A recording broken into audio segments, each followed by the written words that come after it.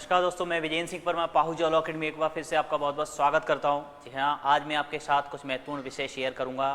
शुरुआत करते हैं कि जुडिशरी एस्पिरेंट या एक लॉ फील्ड से जुड़ा हुआ व्यक्ति या स्टूडेंट मैं कहूं, किस स्टेज पे जाकर उसको जुडिशरी एस्पिरेंट या सिविल जज बनने की तैयारी उसको कर देनी चाहिए। जी हाँ, कब से शुरुआत कर देनी चाहिए और कैसे स्टार्ट करें, जुडिशरी की तैयारी कैसे स्टार्ट करें, इस विषय पे मैं चर्चा करने जा रहा हूँ। जी हाँ, देखिए, जब भी आप एलएलबी करते हैं तो ये आपको पता होगा, सामान्यतः एलएलबी दो प्रकार की होती है। यदि आप 12th के बाद करते हैं तो 5 साल की, और अगर आप आफ्टर ग्रेजुएशन करते हैं तो 3 साल की। तो मेरा ऐसा मानना है कि यदि आप 5 ईयर वाली एलएलबी कर रहे हैं तो आपको दूसरी या तीसरी साल, जी हाँ, पहली साल से नहीं करना चाहिए, थोड़ा सा ओवरबर्डन हो जाता है।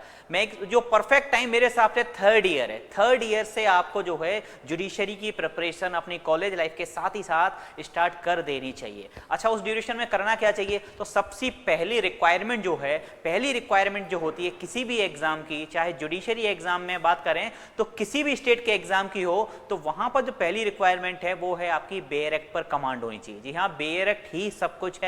मैं ये कहूंगा, सिलेक्टेड जजेस से भी कई से आप बात करके देखेंगे तो वो भी आपको यही सजेस्ट करेंगे कि जितना हो सकता है बेयर एक्ट पर कमांड रखिए। जी हाँ, साथ ही साथ में अगर आप टाइम को मैनेज कर पा रहे हैं अपने कॉलेज लाइफ के साथ में, तो कोई भी अच्छी जुडिशरी की कोचिंग एक आप ले सकते हैं, जिसमें आपको proper guidance time to time मिलता रहेगा।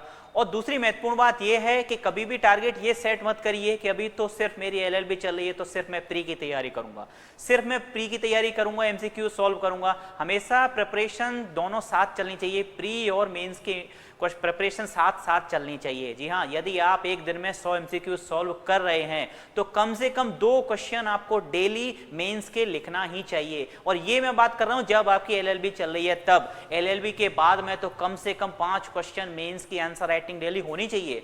तो अब बात आती है कि सर हमारी एलएलबी हो चुकी है या मेरी एलएलबी कंप्लीट है, अब क्या मैं स्टार्ट कर सकता हूं? बिल्कुल, कभी भी देर नहीं होती है। यदि आप कॉलेज आपके साथ नहीं कर पाए शुरुआत, कोई बात नहीं, अब आप उसकी जर्नी को स्टार्ट कर सकते हैं, कभी भी कर सकते हैं। टाइम कितना लगता है सर सिलेक्शन होने में? कोई हार्ड एंड फास्ट रूल नहीं होता, 1 साल तो मिनिमम चाहिए आपको।